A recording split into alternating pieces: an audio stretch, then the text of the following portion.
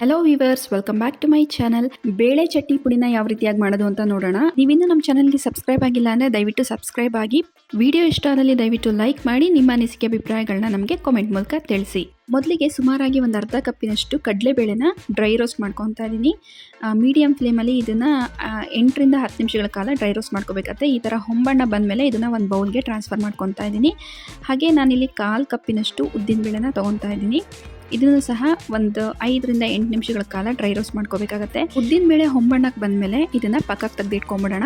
ಇವಾಗ ಇದೇ ಬಾಣಲಿಗೆ ಸುಮಾರಾಗಿ 1 ಟೇಬಲ್ ಸ್ಪೂನಷ್ಟು ಅಡುಗೆ ಎಣ್ಣೆನ ಹಾಕ್ಕೊಂಡು, ಎಣ್ಣೆ ಚೆನ್ನಾಗಿ ಕಾದ ನಂತರ 1 ಟೇಬಲ್ ಸ್ಪೂನಷ್ಟು ಸಾಸಿವೆ, ಹಾಗೆ 2 ಗರಿಯಷ್ಟು ಕರಿಬೇವು, 15 ರಿಂದ 20 ಬ್ಯಾಡಗಿ ಮೆಣಸಿನ್ಕಾಯಿನ ಹಾಕ್ಕೊತಾ ಇದ್ದೀನಿ. ಈ ಬ್ಯಾಡಗಿ ಮೆಣಸಿನ್ಕಾಯಿ ಬಳಸೋದ್ರಿಂದ ಕಲರು ಚೆನ್ನಾಗಿ ಬರುತ್ತೆ, ಹಾಗೆ ತುಂಬಾ ಟೇಸ್ಟಿಯಾಗಿರುತ್ತೆ ಕೂಡ.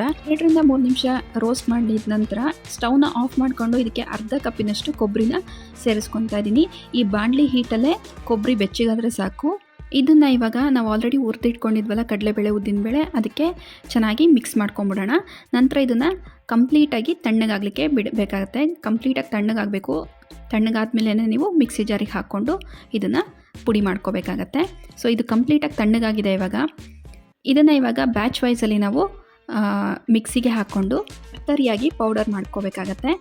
ಇದ್ರ ಜೊತೆಗೇ ನಾನಿಲ್ಲಿ ಒಂದು ನಿಂಬೆಹಣ್ಣಿನ ಗಾತ್ರದಷ್ಟು ಹುಣಸೆಹಣ್ಣು, ಹಾಗೆ ಒಂದು 2 ಟೇಬಲ್ ಸ್ಪೂನಷ್ಟು ಬೆಲ್ಲನೂ ಸಹ ಸೇರಿಸ್ತಾ ಇದ್ದೀನಿ. ಬೆಲ್ಲ ಬಂದು ಆಪ್ಷನಲ್ಲು, ಬೇಕಿದ್ರೆ ಹಾಕ್ಕೊಳ್ಳಿ, ಇಲ್ಲಾಂದರೆ ಸ್ಕಿಪ್ ಮಾಡ್ಕೋಬೋದು.